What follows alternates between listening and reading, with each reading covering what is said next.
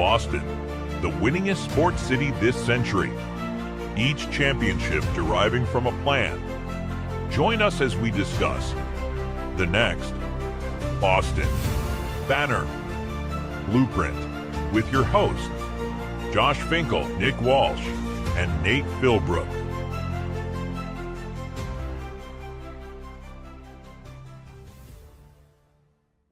What is up, everybody? Welcome back to the Boston Banner Blueprint, episode 16. This is your boy Fink. Before we get into this too far, I'm going to send it to Nate. Let's talk socials.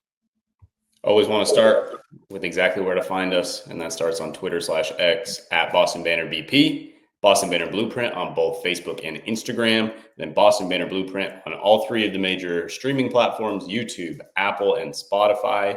Go like, subscribe, and share with your friends. Let's go. We're doing my favorite thing in the whole world. We're talking socks today, but we're going to do that in a little bit, and we're going to change things up a little bit. We're going to do some personal updates, so I'm going to send this to Nate first. Nate, what's going on in the personal life, my man? Yeah, I had a 8-hour consecutive Zoom for work today, so coming on the heels of that, talking socks, I couldn't be happier to just think about something that's far more entertaining than net present value and future value of money. Nick, what about you? Yeah, well, middle of the week, I had work today as well. Deal with that shitty Massachusetts traffic commute on the way back home. So just great to, I don't have much brain cells left, but glad I can just shut them off the moment I get here and do one of my favorite things too and talk baseball. But I don't envy the Massachusetts traffic. So just get me to Friday afternoon and I'll be happy. Like most people. Yeah, I mean, for me, tomorrow evening, I'll be hopping on a bus going down to Myrtle Beach playing some baseball. So life really can't get any better than that. You guys sound pretty miserable, so that sucks. But yeah, I'll be in the nice weather playing baseball. It's called being an adult, Fink. You'll get there one day. Some of us are told at 18, some of us are told at 40, but we're all told. But yeah, that's pretty much me. Gonna have some tacos tonight. Enjoy the Celtics game. Real good Celtics game tonight. But yeah, a lot of baseball coming up in Myrtle Beach. So if you're around, come hang out, watch some Colby Sawyer Charger baseball. Come talk Blueprint with me. I'm always down to talk Blueprint. Tony, what's going on with you? You know, we had the day off today, Colby Sawyer ski day. So I went up to the mountain. It's a lot better than being on an 8-hour Zoom call, mate. Sorry to say, but MLB The Show is also coming out this Monday, so I'm looking forward to playing that and get a little teaser of that by getting to talk socks tonight. Yeah, you get a head start on me this year, Tony, because I'll be playing baseball. So you better take that and run with it, because after last year, you need it, my friend. I thought the early access was the 14th. You're waiting all the way till Monday? You're not paying for the early access, PT? I'm too broke to spend an extra $30 on 3 days of playing the game. We don't have a full-time job to complain about, so we don't have early access. Are you guys skiers? That's one of the reasons I moved to North Carolina, because I couldn't care less about skiing. And it was 80 degrees here today, so. I used to. Not anymore. You lucky bastard. Yeah, it's bright blue sunshine, 80 degrees. Gorgeous. It was, not that it I was got like to see 70 any yesterday. It was 70 degrees at my game yesterday. It was really nice. I was going to say it was 65 here. Summer's coming. So I guess that wraps up our little personal update, something we'll try and continue to do so we can connect with the fan base more. But Nate and Nick, I guess, we just got back from spring training, but there's really no one better on the pod to really talk about our experience than Nate. So Nate, how about you walk our viewers and listeners, if you're not watching on the YouTube, what we experienced down in spring training and the different type of things we did. Yeah, so got to see the Sox in a couple of different locales. Got to see them in Bradenton, Florida, home of the Pittsburgh Pirates spring training facility. Second consecutive year that I've gotten to see a game in Bradenton. However, it was the first year that the Sox were there. It's a cool older style ballpark, open concourse concept that, it's kind of a no frills type situation, but all about the ball, and the Sox put on an absolute show there. That they had 10 runs on 6 hits in the first 3 innings, so that wasn't too shabby. That was the game that Bregman made the trip with some of the young guys, and so that was cool to see. But then what everybody's really wanting to hear about is the experience at JetBlue. That was my first time at JetBlue after seeing nearly all of the Florida locations for spring training, and my goodness, does JetBlue do it up right. It's a freaking party there. I was there on a Wednesday at 1:00, and I mean, there was concerts, and it was a whole festival feel of a bunch of food trucks, and it was a whole atmosphere that the other ballparks just don't really compete with. So that was really cool. The interior of the ballpark, I tried to post as much as I could about some of the different unique features that make it Fenway South.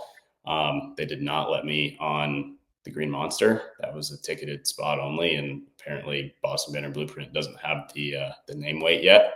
But yeah, so I mean, Fenway Park South was cool. JetBlue.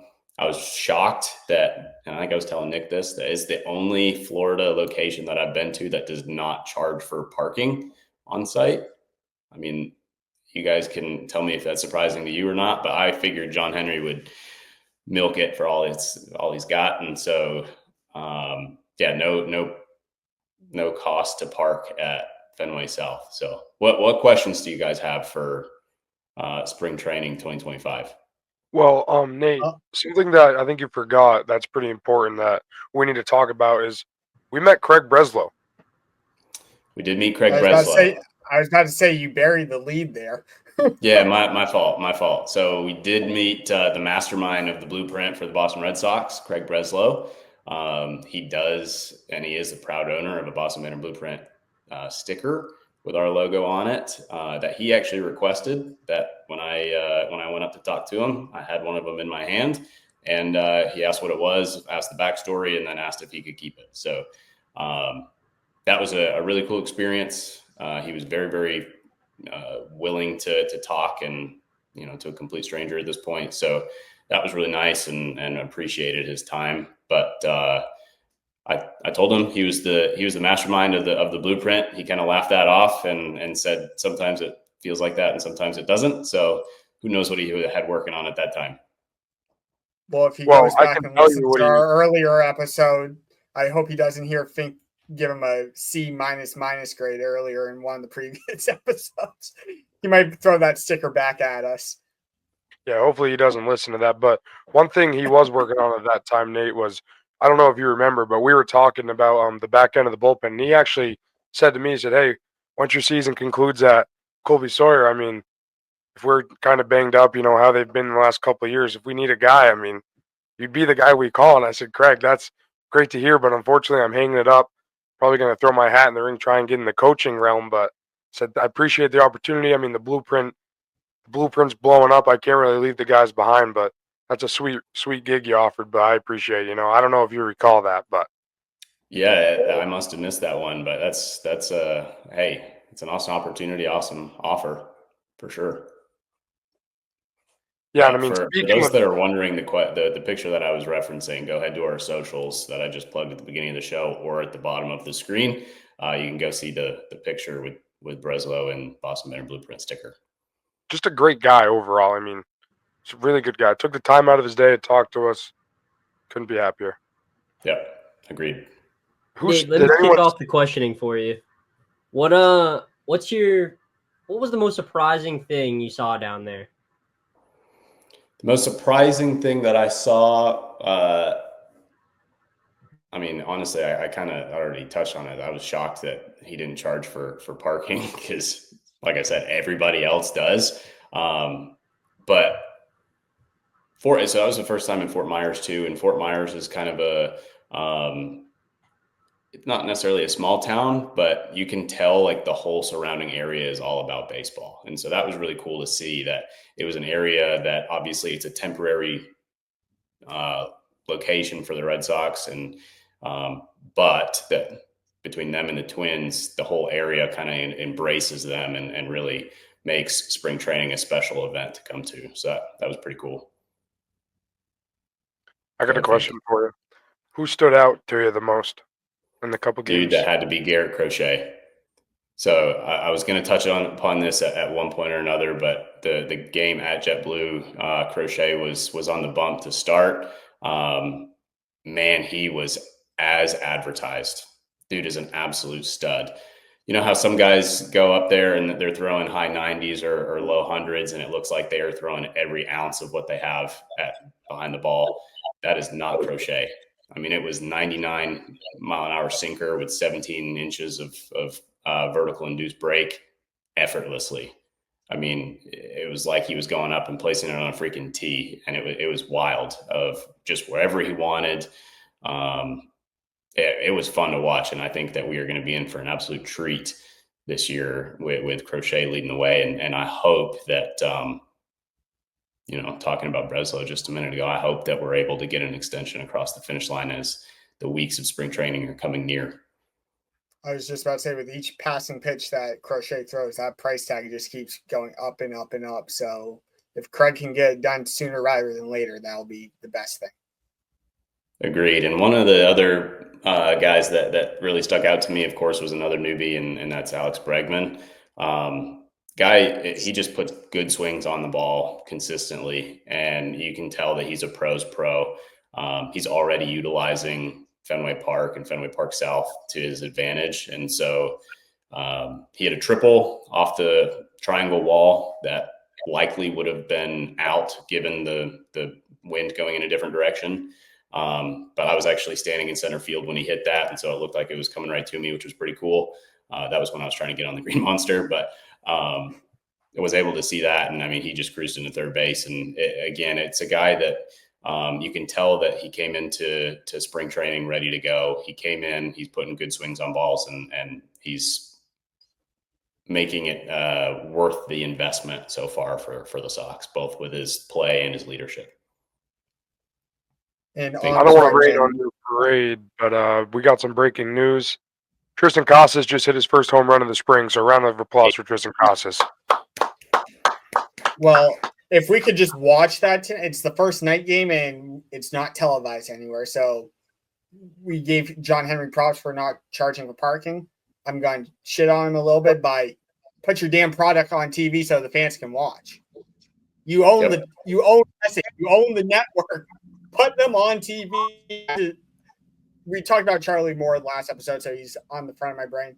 I don't need Charlie Moore on TV. I want the Sox on TV. Yeah, I'm with I you. also have a little bit of bad news, though. Tanner Houck is pitching like absolute shit. 4 hits, 3 runs, 2 walks, and he leaves with the bases loaded and 1 out. So that's all right. Spring training and tinkering with something. Yeah, I mean, at least Casas hit his first home run. But, I mean, back to the fort. It was just a great time. I mean, yeah. Can I mention something on Bregman? Because we talked a lot about him on the field. All these reports coming from what he's been doing off the field, I love even more than the stat sheet. You mentioned it earlier about getting on the bus and traveling 2.5 hours with the young guys when he wasn't supposed to play, and he begged Cora to let him go. You don't see that from vets. Really, they put. Let me tell you, 3 innings. That drive sucks. That is a horrible drive. Yeah, but even on top of that, the news this week that he bought a suite for the top 3 prospects: Mayer, Campbell, and Anthony, and they've raved about it, saying it's the coolest thing they've ever seen someone do for them. And it was something that it was a suit, right? Oh, I thought it was like a GD Garden. I thought. Oh, I read it as a suite. Like that's where they were staying for their tenure at spring training. They were staying in a suite somewhere, like a I'm condo. pretty sure it's suits. No, he bought them their first. Well, then, little less cool. That's me not reading it completely. But either way, but just doing that stuff for prospects and trying to make them feel like one of the guys. Like, I believe he said it was Carlos Beltran that did it for him when he was a rookie.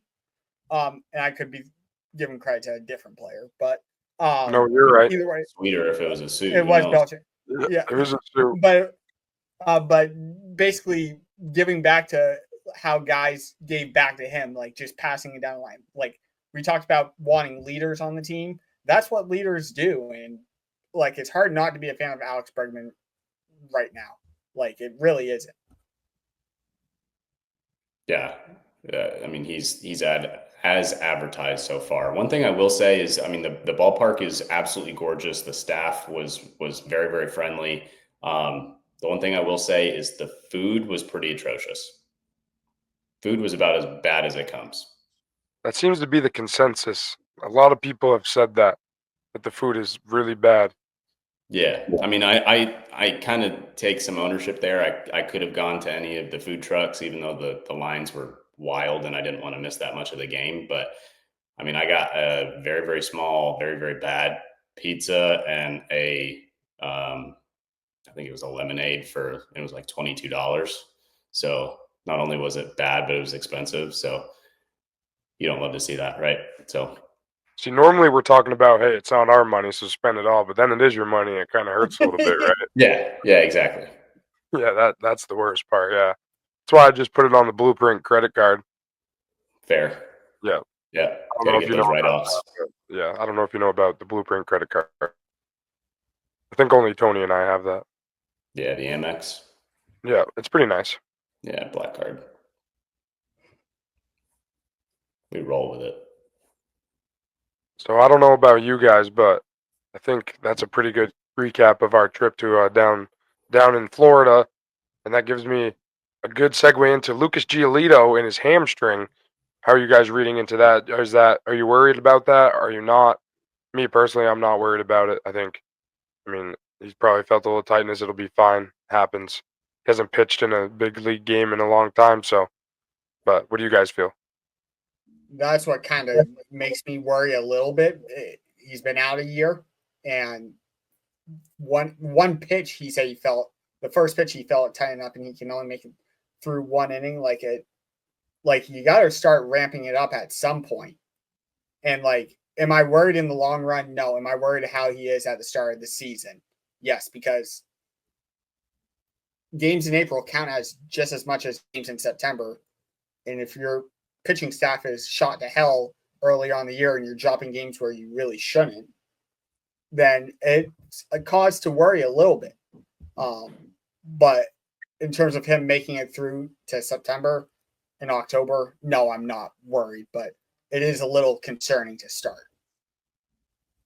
Yeah, I mean, this isn't a guy that has not been hurt before. So I think he has a pretty good gauge on his own, the severity of his own injuries. And he's already said that he believes it's minor. And to push back on that a little bit, Nick, like I feel as though this would be the time that would happen because he's had a year off that he experiences the tightness rather than coming in as fresh as could be. Like I feel as though that's the time that you kind of got to get things warm back up and get a little loose. But it is concerning that if he misses really any time, his ramp up period is probably going to be delayed and he's likely to miss the start of the season, which between him and Cutter and Bayo, yeah, we're starting to, we have much better depth than we've had in years past, but I mean, we're already starting to feel a little thin there. That 6-man rotation went to hell in a handbasket real damn quick. Yeah. Three out of the 6 guys have already down the drain. I think your first point there, Nate, is exactly it. I mean, he hasn't pitched in a year. He might maybe he did something.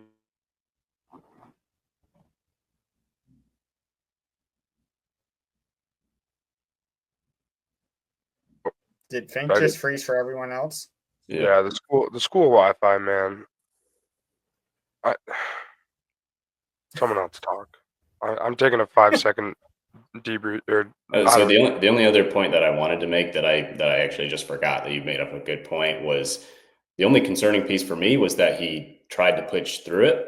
Like this isn't the time to pitch through tightness and then injure yourself more. Like I understand his eagerness to get out after missing a year, but I mean, dude, if you feel it, then you should, because he said he tried to adjust his mechanics, which then did not work and led to the erratic pitching and then ultimately some runs on the board. So this isn't the time to tinker like that. And so I wasn't a fan of those comments.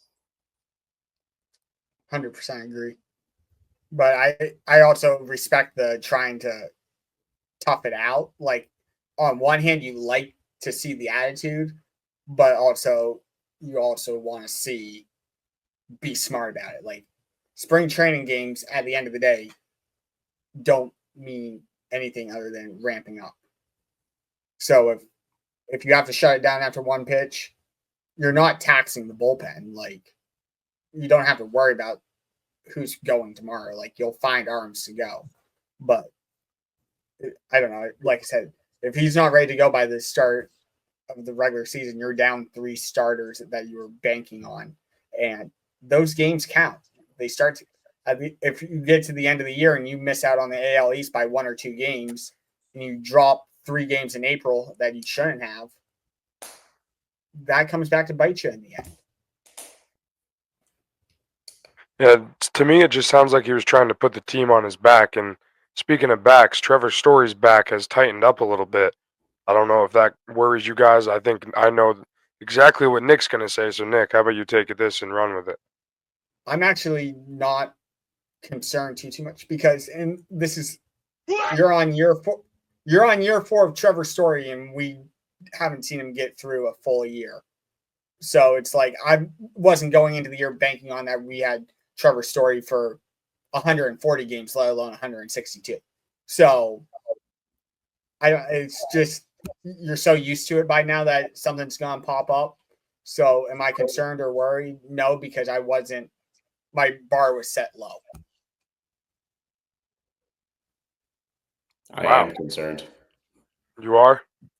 Yeah, I mean, for all the things we just said about Giolito, they're similar in the sense that Trevor's been there, done that. He's well acquainted with the injury list. He's talked a big game this offseason as feeling good, wanting to finally, make his contract worth it.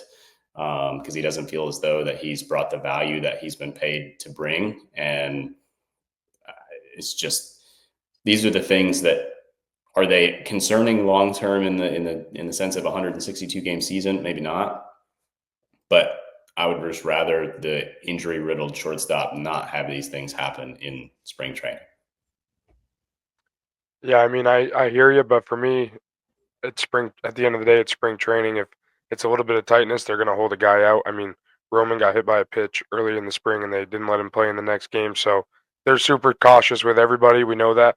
Obviously, Giolito's just a fucking dog and wanted to pitch through it because he hasn't pitched in a long time. But I don't think it's anything to worry about. It'll be worrisome if he gets hurt and he's out for another full season. Then it's like, all right, fuck it. But until that happens, I don't think we need to be worried. Tony, worried? You worried? I used to be the biggest Trevor Story guy going, but the best ability is availability, and he has not been available. And although this is a minor thing right now, I don't know what it could lead to down the line. And I honestly, I just want to see a full season of Trevor. So whatever it takes, if we got to rest him, if we got to play him a little bit less to start the season, whatever it is, I just need Trevor when it comes playoff time. Hopefully, if we get that far. I'm looking way down the line now.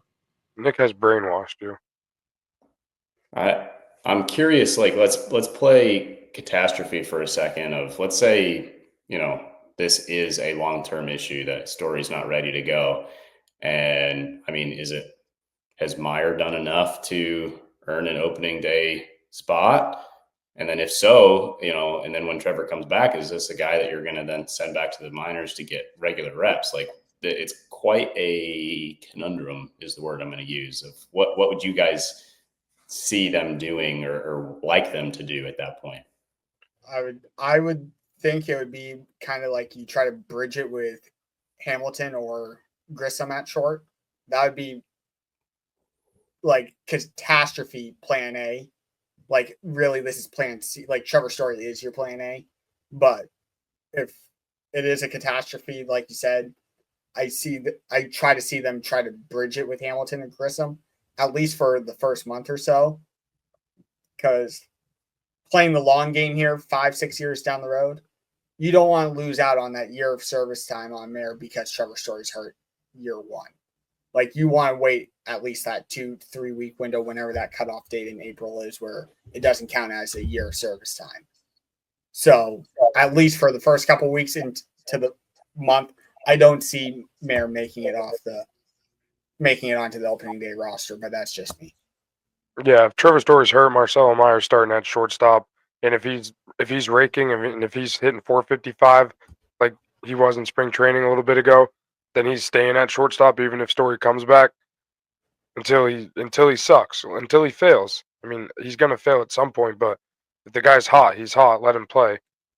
We're Especially still early. talking about a guy that hasn't had one at bat in AAA.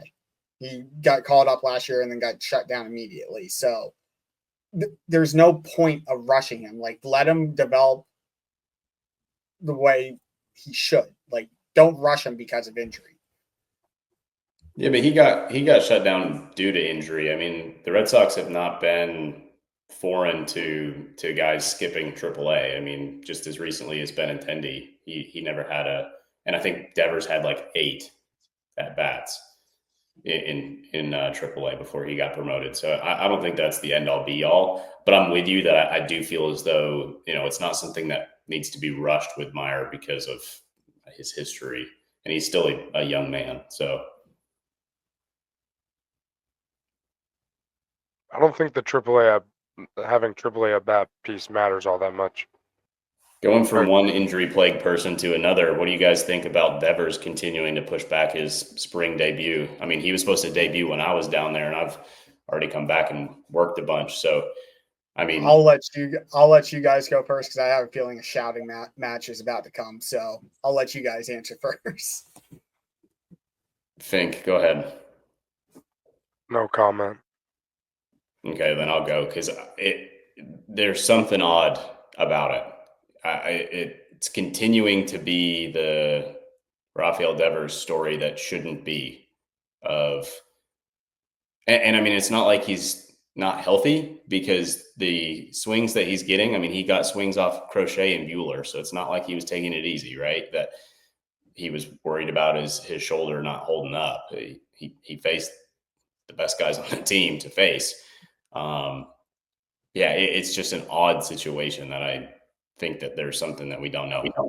I think it's just become now a distraction that they don't need. At first, it was a nothing burger, but now it's like he's supposed to debut on like a Saturday. Oh, now it's Monday. Now it's Wednesday. Now it's gonna be this coming Saturday. And it's like, when is this guy gonna play baseball? All I see is him taking live ABs and smiling. Like, he hasn't even eaten ice cream yet, to my knowledge. It seems like it's him that's the process. It's not anybody else. No, I know. It's because it's not a bruised shoulder; it's a bruised ego. They've been lying to you on the injury report. It's nothing to do with the shoulder. It's all about the ego. I tried to tell you guys 3 weeks ago that it's had the makings of Manny Ramirez 2.0. This is what Manny was famous for. When his feelings got hurt, he would go away 2-3 weeks with a hamstring injury and just shut it down. And it had that feeling. And 3 weeks later, all 4 of us tonight on this stream combined have the same amount of spring training at bats as Rafi Devers. Goose egg, 0. He hasn't. He's seen Crochet. Us 3 haven't. So there's that. His feelings are still hurt. He needs to get over it. Until he does, he's Manny Ramirez 2.0. And the difference is Manny Ramirez was the greatest right-handed hitter I had ever seen. So you learn to live with it. Rafi Devers is by far not the greatest left-handed hitter I have ever seen in my life. He needs to get over it. He has his paycheck. He has his security. He needs to figure out his feelings and get his ass back on the field. If he's Manny Ramirez 2.0, sign me up, because I'll take that. I'm talking about Manny Ramirez production. I'm talking about Manny Ramirez personality. I'm not talking about the production. Manny was the best right-handed hitter I have ever seen in my lifetime. But you learn to live with the antics, because at the end of the day, he was going to be there when it mattered most. Devers isn't showing up right now. He isn't. Yeah, I'm taking my statement back. I'm not worried about it. I'm now not worried about it, because if that's the voice of being worried about it, I don't want that to be the voice of it. So I'm not worried, because I do think it's still going to end up being nothing. It's just right now it's annoying. Well, I think annoying. you quoted Moneyball. You quoted Moneyball earlier. I'm going to quote one of my favorite movies, Miracle, and take a line from Herb Brooks. A bruise on the shoulder is a long way from a bruise on the heart, the candy ass. Right now, he's acting like a bruised ego child, and that's what it is. It's not a shoulder. It's nothing. He's upset that a guy came in to potentially take his spot, and instead of fighting for the spot, he's moping over in the corner, refusing to compete for it. That's the bigger issue, that he doesn't have the instinct to compete for his job. Like, if that's not concerning, guy who was banged up last year. He played through a shoulder injury. I mean, it obviously affected him, and now I think he's just taking his time to get back. He wants to be 100% Rafi Devers, not 80%, and that's, I think, what he's waiting for. Nate? Yeah, I mean, I think there's something that we don't know. Maybe he is, he's a guy that has played through injury before. I mean, last year was the perfect example of that, right? And so maybe the Red Sox are the ones kind of pushing the envelope, saying, look, if you're not 100%, we don't want you to even start, because we want you going into the season at 100%.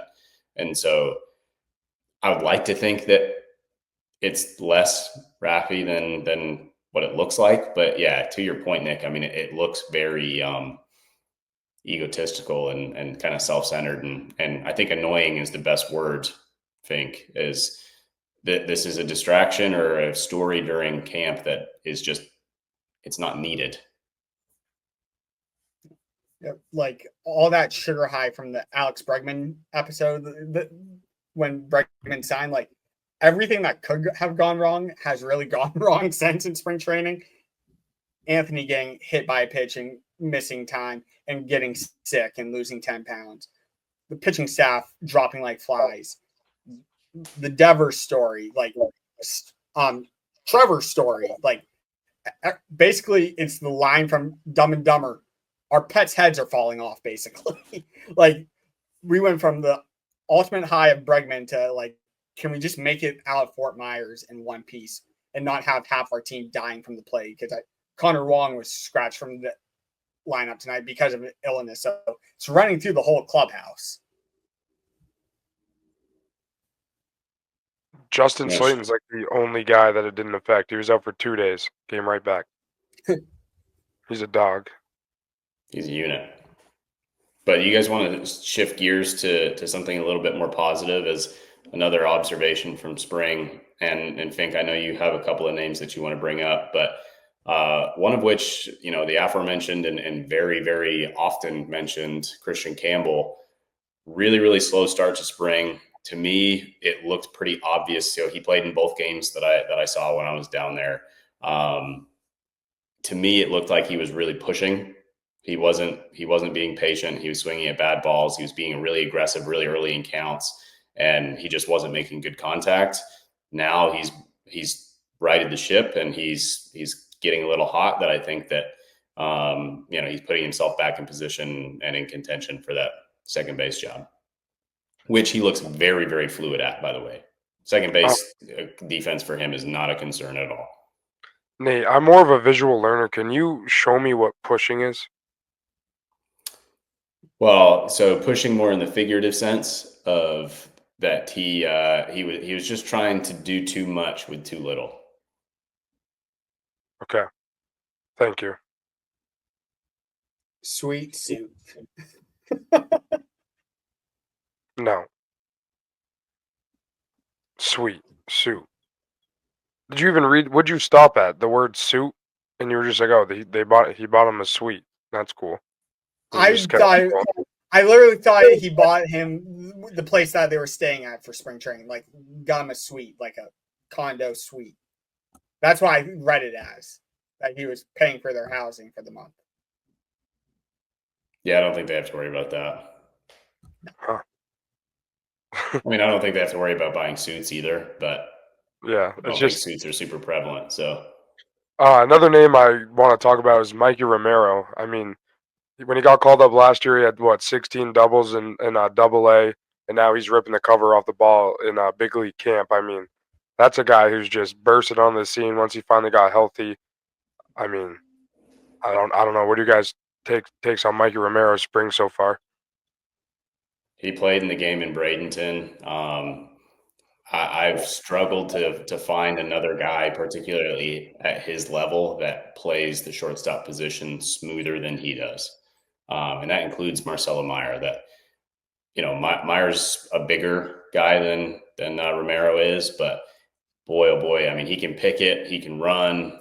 He was making smart swing decisions. He was making loud contact. This is a guy that, first round pick that at a high school that it was a little bit of an overdraft because of the slot value and all the things that go into the MLB draft. But I think that he is building really, really good value. Whether or not he sticks at that position just due to, positional value and team construction, I don't know. But if he does, then he's building to be a very, very good trade chip. I like how you mentioned trade chip, and it's not anything bad to say about Romero. It's just the log jam in the middle of the infield. Like, you can only play two guys at once, and there's a bunch of guys ahead of him, unfortunately for him, because he is tearing the cover off the ball. And you do like to see that. And maybe that's a guy you stash in AAA when Story gets hurt. What? And I say when, and I don't want that to be taken like that, but with a guy like Story, you got to plan that he's going to drop somewhere along the line.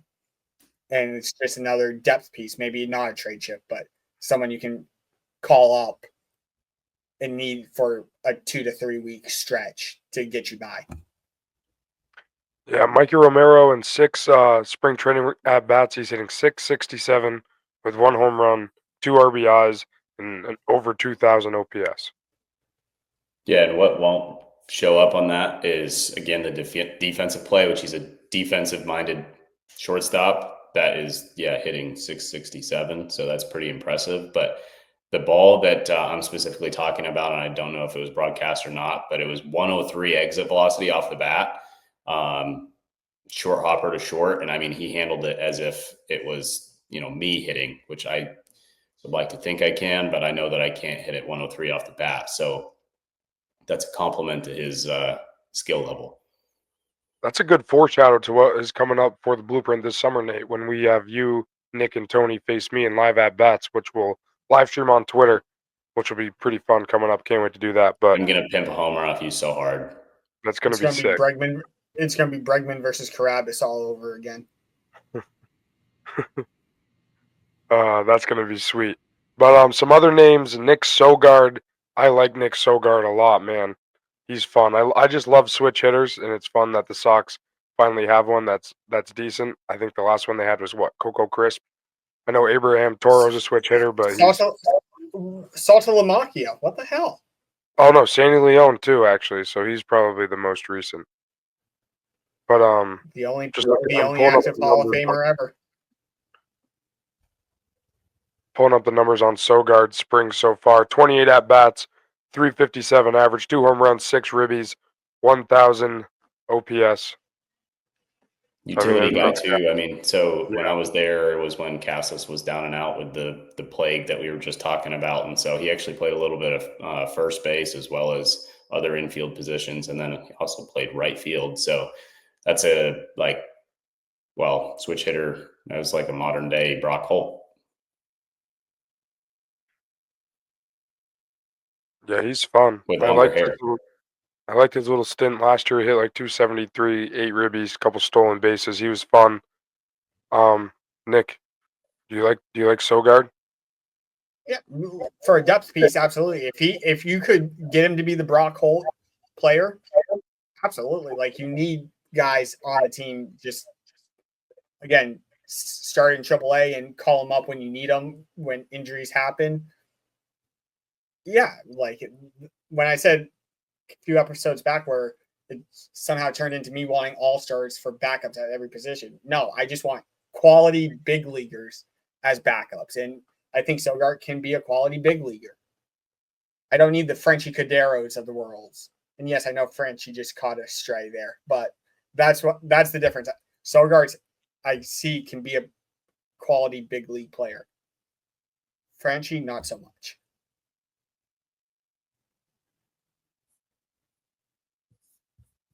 Another thing I want to touch on is Rafaela. He looks much better at the plate. Much better. He's struck out 1 time. He's walked 3 times. So that's very obviously a small sample size. He's only got 20 at bats, but it just feels like we're due for a Rafaela breakout, and I'm very excited. Yeah, and like how Nate was talking about Campbell starting off like just swinging at everything and pushing and all that. You saw that all last year with Rafaela. He had horrible plate discipline and just was swinging and missing, not swinging, but swinging at everything and didn't have that discipline. To see him at least put an emphasis on it this year was great.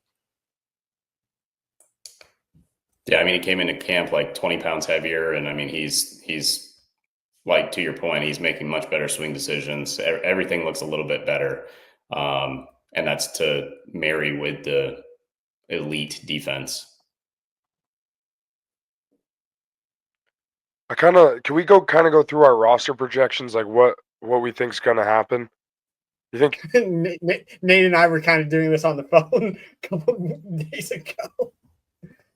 So yeah, we're trying to figure out the last bullpen piece, but really, I mean, you're looking at the 4 bench pieces, right? Of you're going to have Narvaez or Wong, whoever ends up taking the second slot for catcher. You're going to have that second catcher on board. You need a guy. I would assume it's going to be Refsnyder to start the year as the 4th outfielder. Then you have a guy, maybe Yoshida, depending on if Devers is at DH.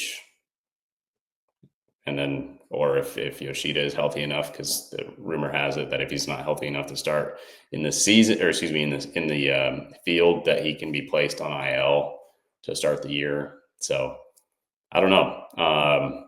And also really the question mark of Abreu, if he's going to be healthy enough to start the year. So if Abreu's healthy, it kind of puts more of the puzzle back in to place. Also depends, are they going with a 12-man rotation or a 13-man rotation for the pitching staff? Are they having 7 guys in the bullpen or 8 guys? So the way the pitching staff is dropping like flies right now, as we keep pointing out, I would think they would be more inclined to go with 13, but who knows at this point?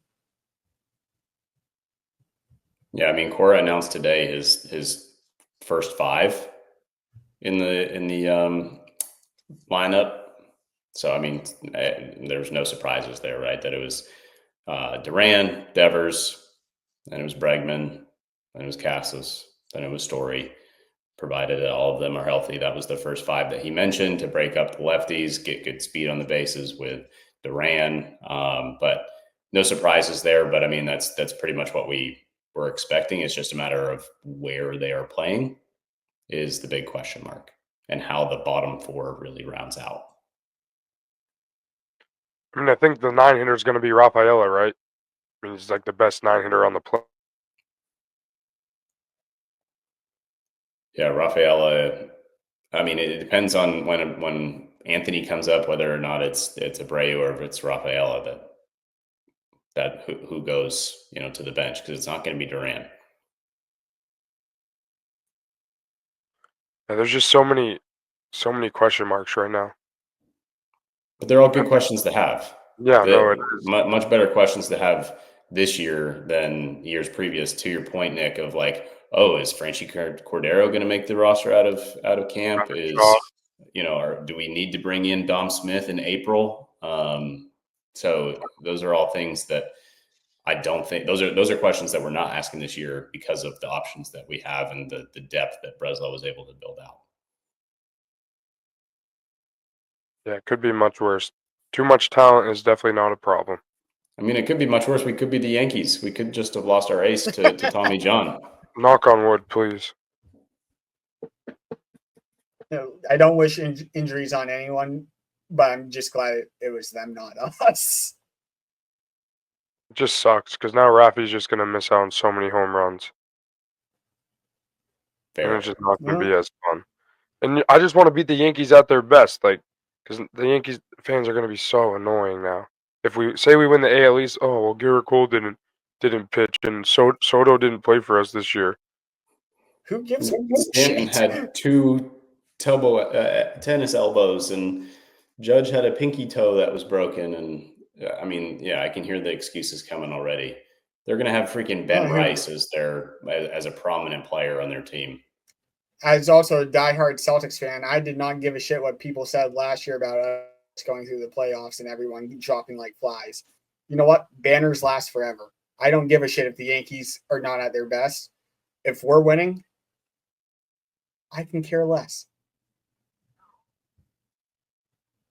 No. Oh, great. It's time for the 2-minute question, fellas. Can you explain the rules better this time? Because last time Fink got two cracks at it. You know what, Nick? I don't like your attitude. And you know what? This is my game. Deduction a point. Hey, buddy. There goes your point. I don't take I'm umpire that doesn't take any Nick, trash. no, he shouldn't lose a point. Just don't let him answer tonight. He doesn't answer anyway. He waits for us to get it wrong. Yeah, he does. I need to It's sit a up. strategy. This one will not be a multiple choice. This will just be I'm going to say the question, and the first person to produce the answer gets it. Actually, first person to put their finger up and then say it, because I don't want to hear you all say it at the same time. Does it have to be a finger, or can it be a hand? Please clarify. A finger. Can a you finger. Can you get multiple chances? Yeah, how many chances do you get? No, one try. What if everyone gets it wrong the first time, and then do we go again? No, because someone will get it. That's boring. Someone's got to Someone will get it. Someone will get it in the first 3 guesses if it comes down to that. You'll see the question. Tonight's question is involving a little bit of astronomy and the planets. And I'm about to ask the question right now. So be ready. What is the smallest planet in our solar system?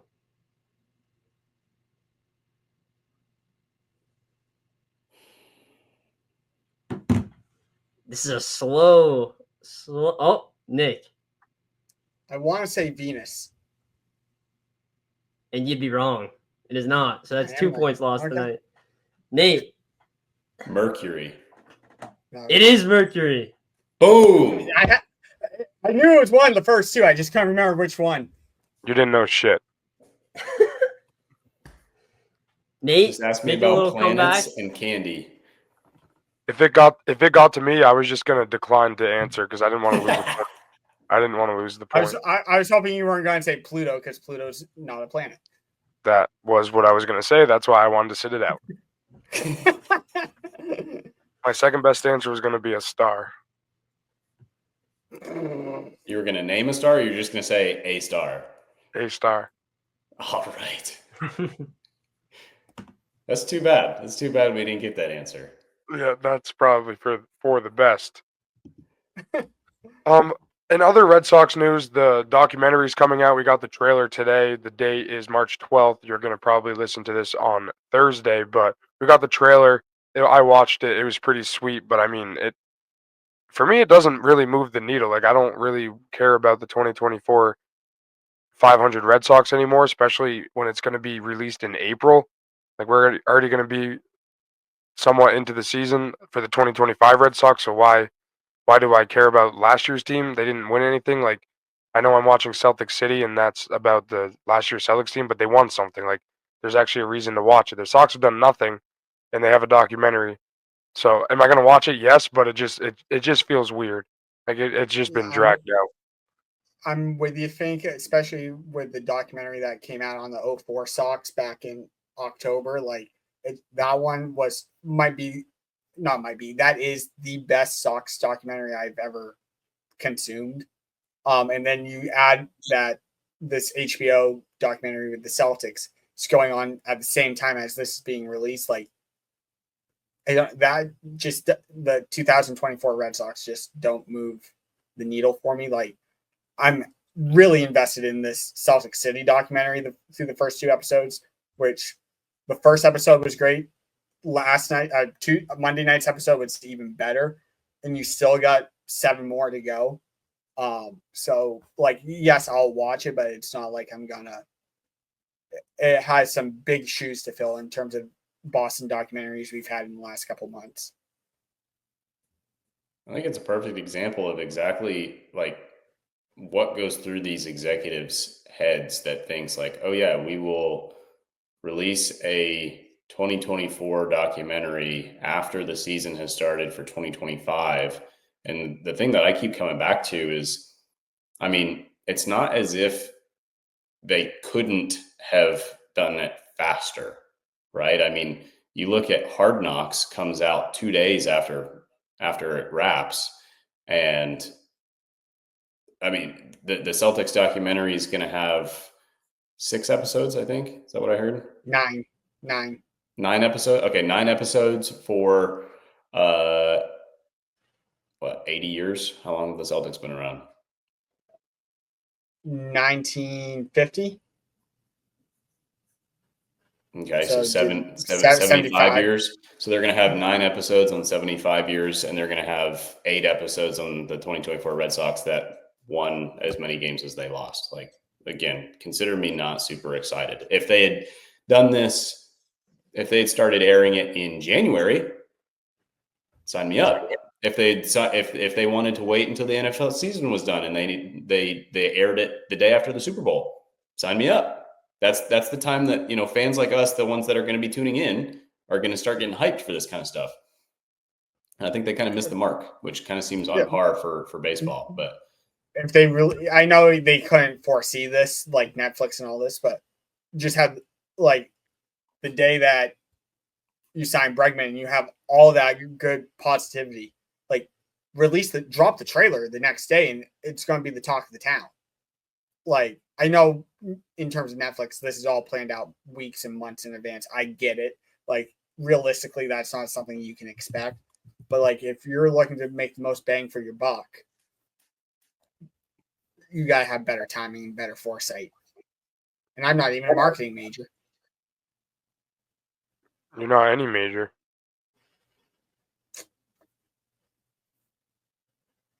I got my master's degree over there, buddy. I have no degree yet, but I'll have one soon. But I think that's a perfect segue into one of my favorite segments that we haven't done in a little while. It's Nate's Trivia. We're bringing it back. Nate, you've got a question for us, so take it away, my man. And last time we did this, Nate, Finkel said the answer when it was supposed to be for the guests and the listeners. So who's supposed to answer the trivia question before we spoil it? Who? I'd be curious to see if you guys could get this one. I think I can. Okay. If I get it right, ready? Nate has to come to one of our games in Myrtle Beach. Okay. All right. Ready? Ready. How many times did Ted Williams win the American League Triple Crown? 3. That was quick. No. I was going to say, I should know this. I'm going to kick myself if I'm wrong. Was it none? I'm going 2. to take it was 2. I was going to say, I thought at least 1, but then I thought it was going to be a trick question. Like 1942, 1947, American League Triple Crown winner, Ted Williams. Thanks for playing. Better luck next time. Tony, edit in like a 30-second break from the question being asked to our answers. Give the fans a second to answer in the comments. Yeah, and the funny thing is, between 1942 and 1947, he missed 3.5 years because he was shooting down people in a fighter jet serving our country in World War II. So left the game before the war as the best hitter on the planet, came back as the best hitter on the planet with 3.5 months off. 3.5 years off. Jesus. That's a player, like, looking back through sports history, that's a player I wish like I got to witness and see his greatness. Well, you can do that in MLB The Show 25. He just got announced as a legend, so that's going to be pretty sweet. That might have sounded like an ad we are not sponsored by. Not even to be even more morbid, but maybe someday in the future you could see it again because, as most Sox fans know, his head's in a freezer somewhere in Arizona because his weirdo kids thought about cloning him when he died. So to this day in 2025, Ted Williams' head is frozen in a freezer. Maybe he's back to life one day in the future. I hope in MLB they like when you unlock him, it's just this big cutscene of like him getting unlocked from like the ice, like Captain America. It'd be so cool. Some big whole dramatic thing. But on that note, I think it's time for closing thoughts. We've been tripping over our words all night, so it's a perfect time to wrap this thing up. Nate, closing thoughts? Yeah, I mean, spring training was a lot of fun. It's a trip that I look forward to every year. I was anxiously awaiting the trip to JetBlue because obviously, as a lifelong Sox fan, that was actually the first time that I'd ever been there, and it did not disappoint. JetBlue is probably unbiasedly my favorite spring training facility that I've been to yet. So, big fan, and obviously, I really liked what I saw. So, My closing thought is until he settles in and starts playing baseball and settles into his role and stops moping around, Rafi Devers is still a distraction and still a story. Yeah, my closing thoughts are I can't wait to see Rafi hit 35 home runs this year and be healthy since he took this extra time to finally get his body right. He's been putting a lot on the line for the team, and now obviously they got Alex Bregman for that depth and to help the team really sustain Rafi getting hurt if that were to happen. So he's just taking care of himself now, and I can't wait for the big Rafi year. But that's all from us, unless Tony has any closing thoughts, which I don't think he does. So we're gonna get out of here on that note. Peace.